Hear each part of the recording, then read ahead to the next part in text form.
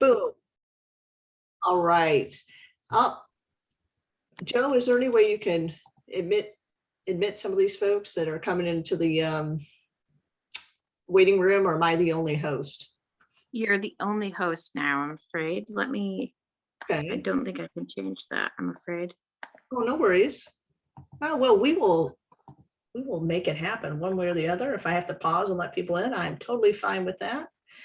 So just real quickly, I'm Joe Mastraff from one of the ambassadors for the Access Agile Festival. Thank you so much for coming along.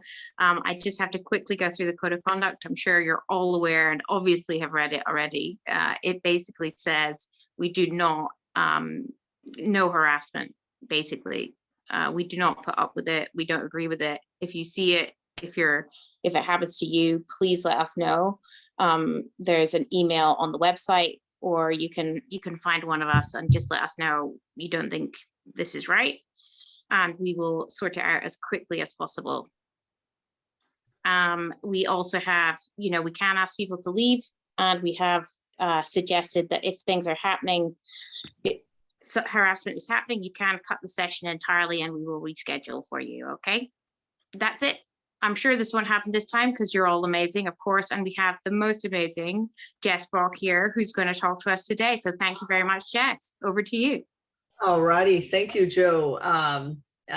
Sorry, I'm trying to gather myself because that was I don't know if I'm that deserving of the compliments, but I know I'm very honored to be here, and I want to say I am so happy that Access Agile is a thing, and that we have a festival of practitioners sharing and collaborating and just being passionate about the stuff we really care about. So thank you again for putting us on and inviting so many great people to talk. All right, so we'll get started here. So agility creates an upskilling paradox. This is something that I have said over and over again, especially throughout the year of 2021. It's been quite a revelation for me this year. And I thought, why not do a formal talk on it and see if I can sort of discover more on it, see if other people have thoughts. So let's go ahead and dive in. Hold on, I'm trying to manage the waiting room at the same time. Okay, so yeah, I'm Jess Brock. Some of you I do know. So for those who I don't know, I'll just go in and say that I've been in tech for over 15 years. And 10 of those years, I've been focused on Agile. About 10 years ago, I saw the light and became and transitioned from an Agile skeptic to an Agile fanatic. I've worked across various settings, whether it be enterprise or even startup, various sectors, higher ed, finance, retail, insurance. It has certainly been a journey. Right here, I have a quick QR code for anybody who'd be interested in connecting with me on LinkedIn if we haven't already. Love to chat with you further beyond the talk if you would be into that. Yeah, so currently I'm at Agility in Mind. I lead our US business, and what that means is I get to still be a coach and be very hands-on with our clients, but at the same time I get to grow the US business. So I'm really, really privileged to have that role. It allows me to sort of fill all my buckets. And one of those things is the ability to come out and talk. So that's one of the buckets. So let's dive into this topic today. Again, it's been something that has been really, really interesting to me this year, especially with COVID happening last year and really creating all kinds of challenges for all of us in all kinds of ways. Oh, I forgot about this slide. So before every session, I like to throw out a quick what's in it for you, so you have a clear idea of what I'm hoping to provide to you in terms of value today. So when you leave, I'd love that you'd have some sort of progress on these three topics. So you'll be able to appreciate the value that comes with prioritizing learning and avoiding the upskilling paradox, ability to detect the signals of an upskilling paradox, and understand ways to possibly overcome the upskilling paradox. So to summarize, it's sort of understand that value, be able to detect and then overcome. So define, acknowledge, and then act. All right. So here we are. I've been saying this phrase and everyone's like, how, what? I've said this to my colleagues, even in Agility in Mind, and they've given me sort of a raised eyebrow look. What do you mean by paradox? And maybe paradox isn't the best word, and I would be open to collaborating on that if folks have better ideas. So with most of us, probably all of us, being practitioners in some way and being an agilist, it's no doubt that, you know, the world is digital first now, right? So our customer expectations around technology are increasingly growing. You know, think about, you know, let's say self-driving cars, right? We're not talking about the idea of self-driving cars anymore, like we were a couple of years ago. Time has, you know, time has passed, not much time has passed. And before you know it, we're talking about second and third generation self-driving cars. You know, this technologically advanced world is insanely growing. All of us know it. We all live it from a professional sense, from a personal sense, a consumer sense. And it definitely requires agility. You know, the stuff that we preach day in and day out to our clients and colleagues. But that agility begs for skills to drive that agility. And that's where we start talking about that sort of paradoxical situation that we get into here. So here's the paradox explained. So we all kind of are on the same page, I do believe, when we believe that agility is vital to business success. You got to be able to pivot and respond. If COVID didn't teach us that, I don't know what else will, because I think that would be what the best use case for you know, really embodying agility in an organization. To sort of give a little bit more color to that and put it into context that we could probably all understand. If you think about the retail sector, any retailers that failed to implement order pickup or deliveries and modern amenities like that, very much, if they didn't accommodate that during COVID and social distancing, and even up until today, right, we're still kind of figuring things out in terms of how to live with this pandemic. They were put in a bad spot. Case in point, I believe it was Neiman Marcus, Burlington Coat Factory. Those institutions were on the brink of bankruptcy. I think J. Crew as well, and really in a bad place financially. However, at the same time that COVID created that sort of ugly paradigm for those retailers, other retailers such as Target, Home Depot, Lowe's, they had actually experienced record growth even during adverse times like social distancing. They didn't have that foot traffic in their door, but it's because they were able to pivot. And as most of us probably know, I'm going to go out on a limb and say that we've shopped at some of these stores I mentioned. That, you know, Home Depot, Target, Lowe's, and many, many others embraced the order pickup, the delivery, all those modern amenities to delight their customers. They were in a position to be agile and pivot. And that is something that is a very clear case for agility. We absolutely have to embrace it in order to not only survive, but thrive in today's modern world. So great. I think I've talked that to death. But in order to have agility, you really have to innovate and question things, right? You've got to always go with the flow and understand that your customers' needs are constantly changing. So you should too. You got to keep up, you got to anticipate, right? So that requires innovation and testing hypotheses. But in order to innovate, you really need the skills to be able to deliver on that. And if you start opening up boxes and what ifs and, you know, you're thinking about emerging technologies, you really need to train your staff up in order to be able to leverage those technologies and tools and capabilities to better serve your customers, and then of course drive business outcomes for your organization.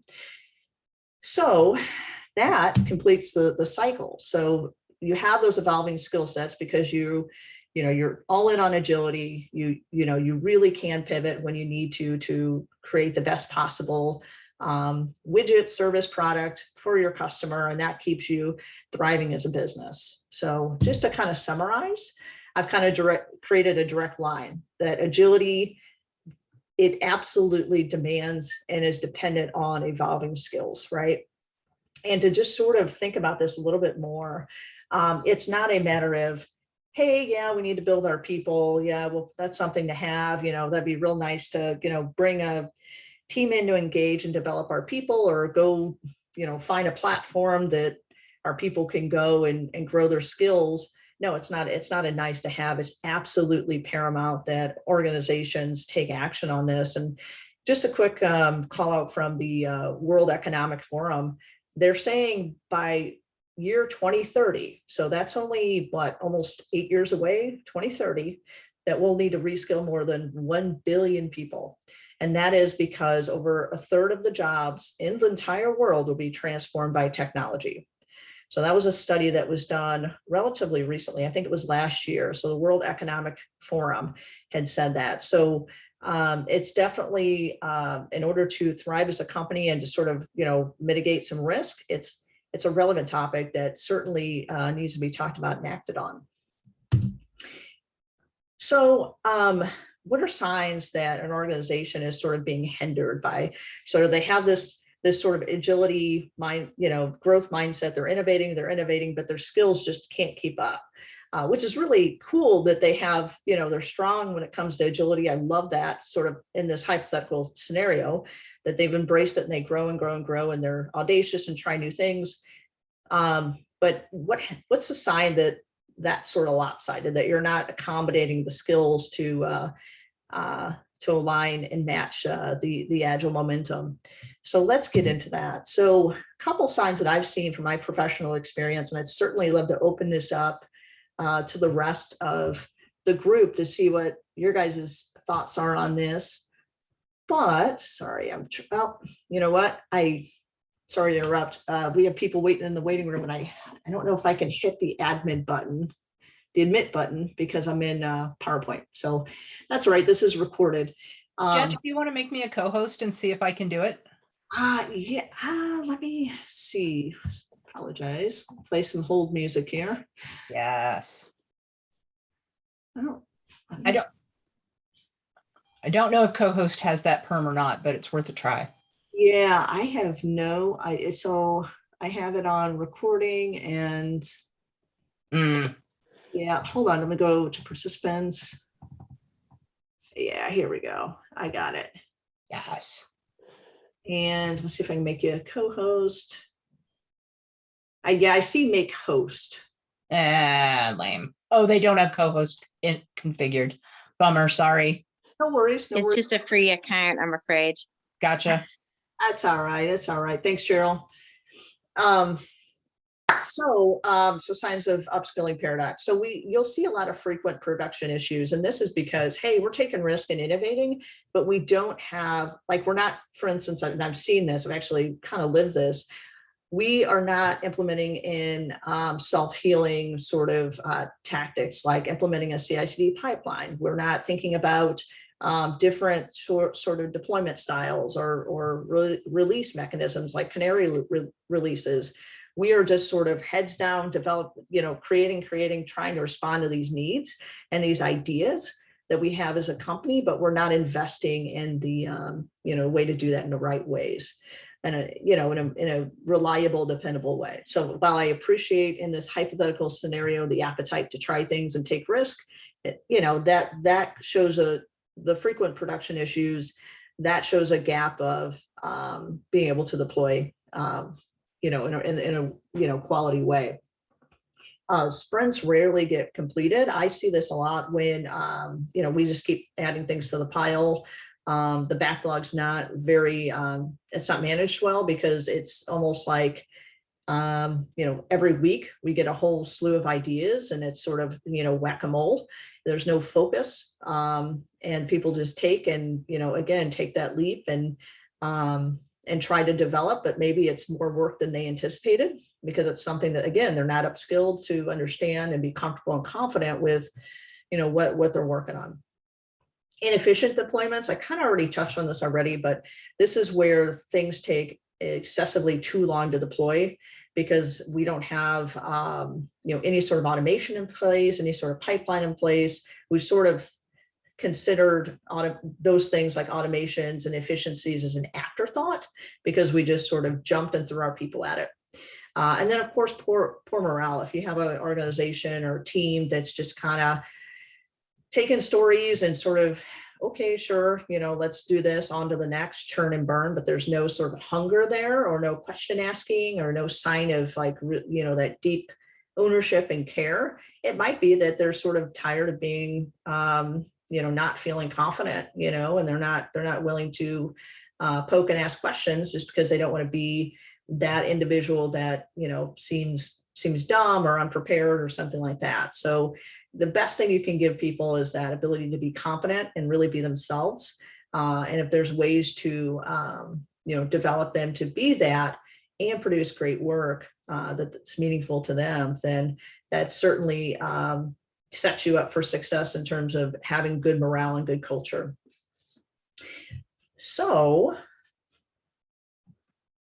with all this said, we're sitting here thinking, okay, so there seems to be a clear correlation between, agility, we're doing great things, we're innovating, but people need to constantly grow and be reskilled, right? We've even talked about a quick factoid from the Economic Forum. We talked about all these things, and there seems to be an urgency, but yet organizations lack that urgency when it comes to upskilling their staff. And it's just, despite all these massive risks, it's really astounding to me. I'm sure you can pick that up from my body language and the tone in my voice.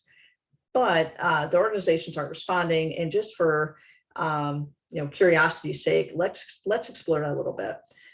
So I actually did a quick poll, and there were some responses to this prompt. So why is there lacking urgency, even though there seems to be clear reasons and demand for upskilling staff? So some of the responses was, oh, it's too expensive, or you know what, we're just going to outsource it. That way, we can outsource it. If it becomes a thing that's more permanent in our organization, maybe we'll bring it in down the road, but let's just pay for it and move on, right? Well, the response to that is, how much has the inaction stunted your organization's success? So the inaction to develop your people, because these skills were not present to fill growth. So again, those skills help support agility, but you weren't able to really do the thing or the innovation or the idea, deliver that correctly because your people didn't have the confidence and the skills. So how much, there's got to be some sort of negative impact on your organization's success because of that. And it's probably something you can't really measure. And maybe that's why it's hard to wrap people's brains around it a little bit. But it's definitely, I think, a high risk of, if you don't build your people to match the demand, ideas, needs, there's got to be something that we're missing here, whether it's, bugs, rework. It could be costly in so many different ways. And just to sort of dive into this a little bit deeper. So Google, I thought, had a really good stance on this, and this is not new. They've had this stance for many, many years, and I'll just read it to you. The organization, so it says, organizations that embrace a culture of learning create an environment that encourages curiosity and knowledge sharing, which in turn leads to better business outcomes. So again, building people to be the best they can be. So intrinsically, they'll come back and build a better business. How many rockstar staff has your organization missed out on because professional development was not prioritized? It's a really powerful question, especially given that we're in the hashtag Great Resignation. People are not staying loyal to companies anymore. In fact, let me go back. In fact, okay, I thought I had another box there. Apparently not. In fact, I'll just go ahead and say this. The younger generations like Gen Z, they prioritize professional development. They prioritize that in some ways more than compensation and benefits. They look at that as, okay, what's the social good? How can this make me a better person? You know, it's a little bit deeper than, okay, put someone in a seat and have them do the work, move on to the next requisition, right? There's rockstar staff that really have deep needs to fulfill in terms of, you know, they put a lot of pride and love into their work. And if they're not feeling confident and feeling a sense of meaning, again, I'm not trying to go on a Daniel Pink tangent here, they will leave. And we'll talk about that a little bit more in the next slide. So again, for too expensive and outsourcing, and here it is, 90% of Gen Z workers cited professional development as the top factors for choosing a potential employer. So that's not 25%, 10%, that's 9 out of 10 Gen Z staff. Now, I venture to say it'd be a little less with millennials, and probably even less with older generations, but you know, time doesn't rewind, right? We're going forward. And so I think that this is something to really keep in mind when it comes to people development. Is it's a smart business to prioritize people. At the end of the day, if, you know, for some reason, someone doesn't innately think people first, from a business perspective, it's got to be people first. And so the average cost of hiring a new employee is about a little over $4,400. So think recruitment and advertising and doing background checks or whatever this little song and dance to get someone in the door and working and contributing value to your organization is just over $4,400 US. Can anyone in the chat, and I haven't looked at the chat, so I apologize if people have reached out. Oh yeah, we got all kinds of stuff here. Can anyone in the chat sort of take a guess on how much the average cost of upskilling an employee is versus hiring a brand new one?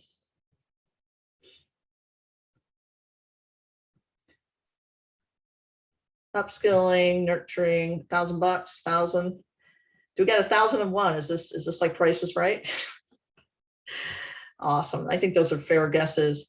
It's 1,300. So I don't know about you, but simple math tells me that's about a $3,000 savings per person. And it's just, again, it's going back to smart business, develop your people.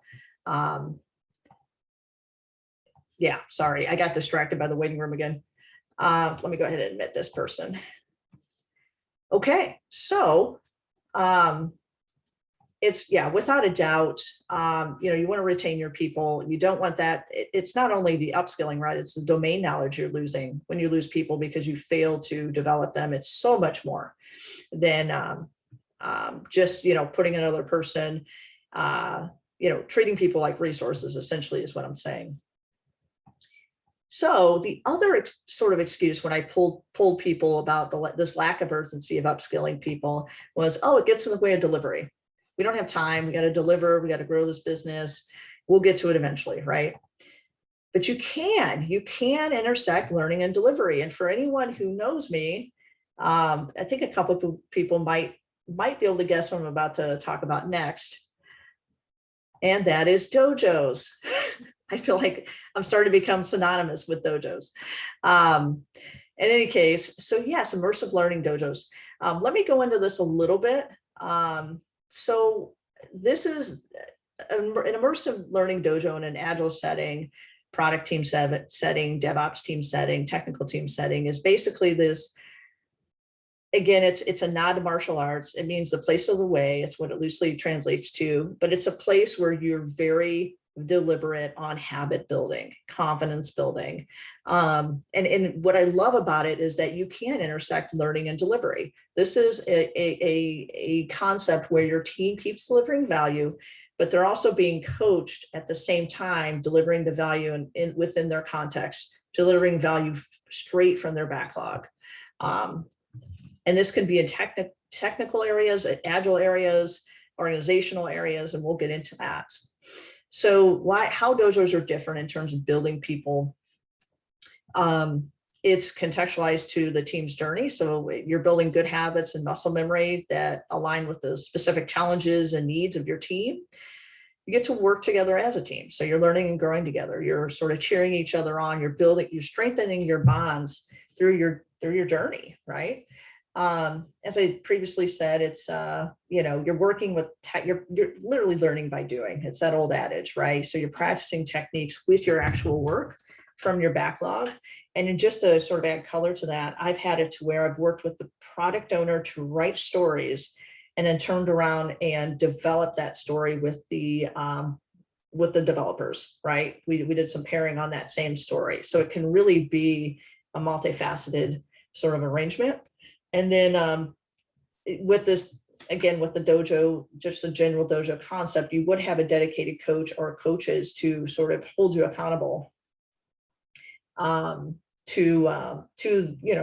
the challenge areas you're trying to work on in the dojo. So that's really, really nice. So I bring this up because like my bio said earlier, I've coached in about 15 different dojos. It is my number one passion topic. And I love that it's able to skill people, you're able to deliver value, and really create rapid results like this. So a recent retail client of ours engaged with us in a dojo. And at the end of the dojo engagement, we were able to increase their cycle time by about 10 times, saved about 60 hours just due to hackathons and innovations around how can we work better? How can we deploy better? So there was a bit of waste reduction there. And then their team-wide story writing improvement, which is a skill that everybody on the team needs to have, increased collectively about 15%. Now, this all sounds flashy. It's very marketable, but in my opinion, I have not checked in on this team until I think it's 2 weeks from now. And when I do, and if these numbers are still at this level or better, then I'll consider it a success. That's sort of the sustaining aspect of the dojo. We've had hands off for a few weeks now and let them sort of swim on their own. And we're going to make sure that, they stick with that. And if there is some regression, we can adjust there. But just to give you a quick sample of what a few weeks of, investing in people can do, it's pretty cool. Pretty proud of that. So some skills, and I'll breeze through this. I won't read through all of it. But some skills you can learn in a dojo. From an Agile perspective, you got the story writing, the backlog management, the roles and responsibilities, and you got your technical areas. So anything to do with extreme programming, cross training and upskilling, ironically, and TDD, that kind of fun stuff. So I've mentioned, I've sort of, set out this primary objective of spreading awareness that agility creates a demand for skill development. It's a really great thing. I love it. I think that's been sort of stated and understood. I hope it has. However, I've picked on dojos because they enable people to learn key skills and deliver at the same time, which kind of it's kind of a nice balance, right? It gets, the stakeholders, it makes them happy and it makes the people being developed happy, right? However, what other ways can we think about a learning culture and driving, combating the skills paradox? How can we try to stay on top of it? That's, a little bit meatier than getting a plural site. I'd love to open this up for conversation for anyone who has any ideas. I got a few others, but would love to hear what you think about this talk so far and in other ways we can sort of continue to develop our people.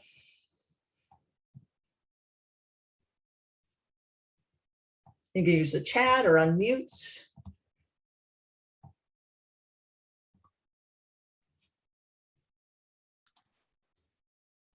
Hey, Jess. Hey, John.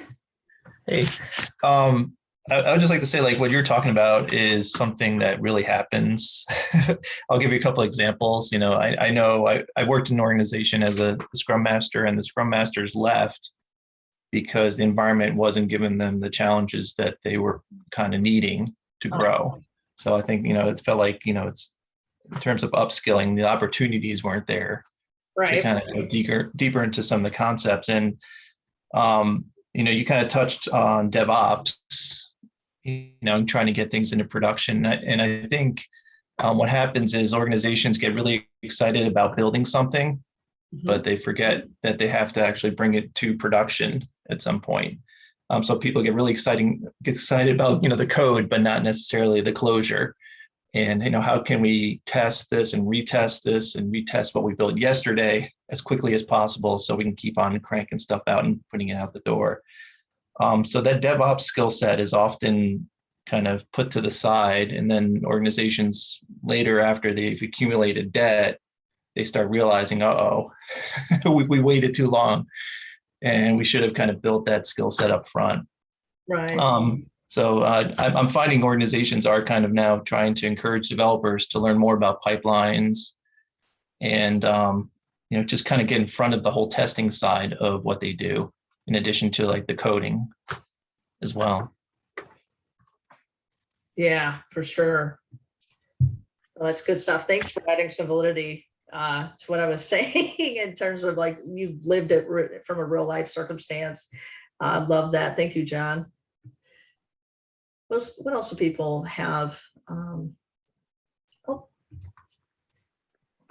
I'm kind of thinking about in-team mentoring or something like that. You usually have varied skill set within a team. So maybe pairing with a senior versus a junior, for example. I don't know. Maybe, yeah. There's different types of pairing for sure. And that's certainly one of them, sort of a tour guide style. Cliff, it looks like you have your hand up. I do. Hi, Jess. This is a great talk, and I think a really important is not the word, important squared topic. I think, we always think of the team, and implicitly we end up blaming the team. The team, we're not doing this, it's the team's fault. Well, the team needs to learn more, the team needs to do this, the team needs to do that. In my experience, the problem is usually not the team. The problem usually is the leadership above the team. They don't give the team the capacity to learn new things. They don't give them the opportunities. And even the worst problem of all is they usually don't realize that there is an opportunity. Usually the managers who are above teams got their professional experience 10 years ago, maybe 20 years ago, and things were different. And they don't know the new patterns. And so they might look at what the teams are doing and think, looks fine to me. Meanwhile, the world has moved on. So they don't know what they don't know. Right. And a lot of times when you explain it, it's so different, because so many managers in IT think in terms of static environments. And in my experience, it's really hard to explain to someone the concept of dynamic environments where provisioning and deployment occur as the same action. They just, well, what about the int environment? What about the Q? They are so used to those patterns that you really have to spend an hour with them around a whiteboard to get it through their head. And then they're confused because it invalidates all their ideas about how you do things. So it's a lot of long conversations with managers because, the teams do what they're told to do. They're told work with the product owner and, figure out what your point target is for the sprint and try and meet that.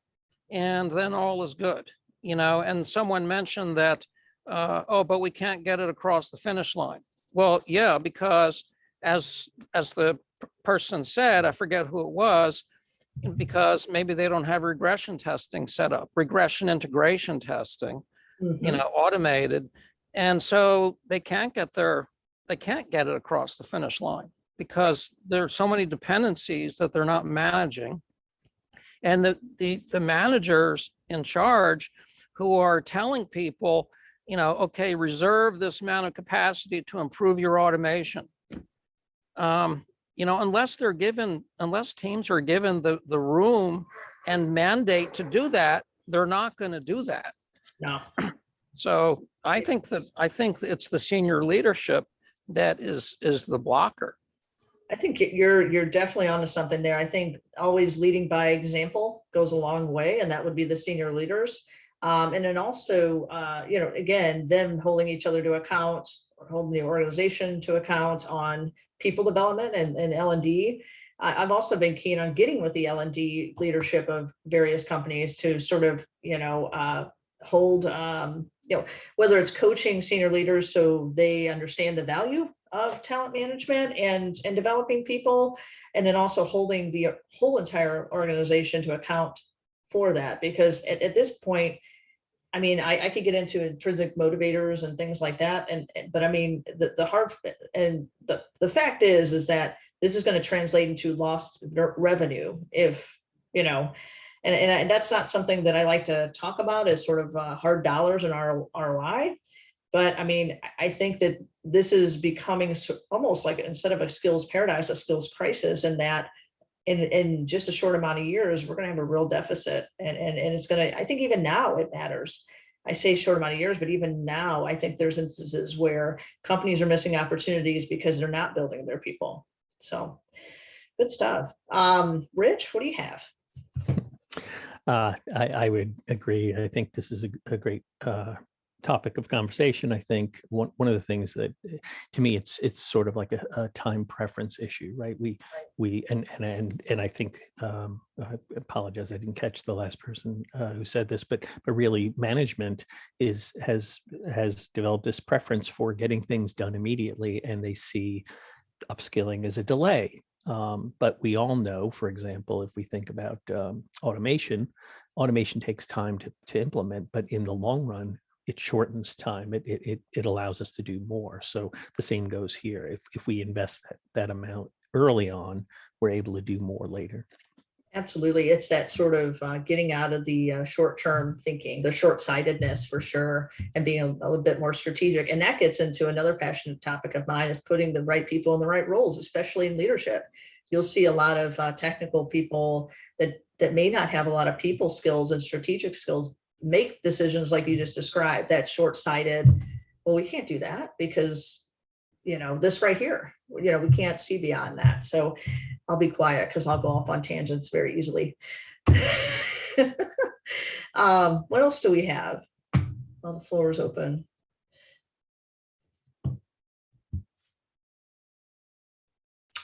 I'm just going to throw this out. So leading by example and sort of holding orgs accountable, even if it is a metric or an incentive for higher leaders, something to sort of whatever leverage we need to, or tool we need to have to hold them accountable to developing people as a strategic business decision.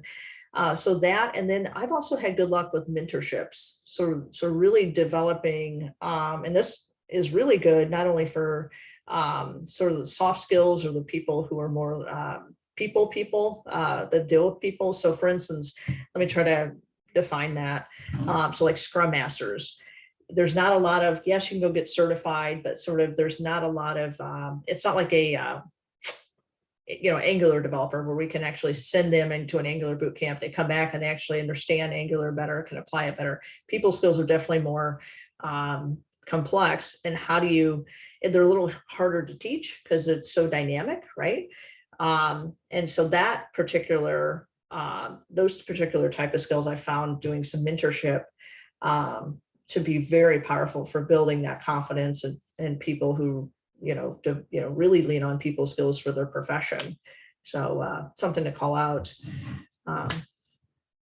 That sort of helps you put things into practice and contextualize too. So it helps with the retention.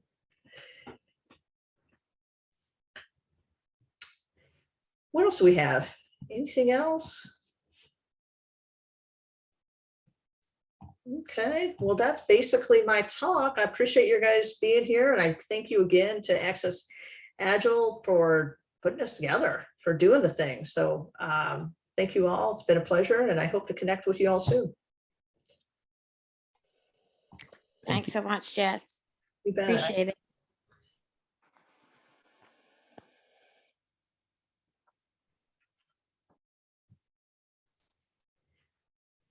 All right, Joe, are you there?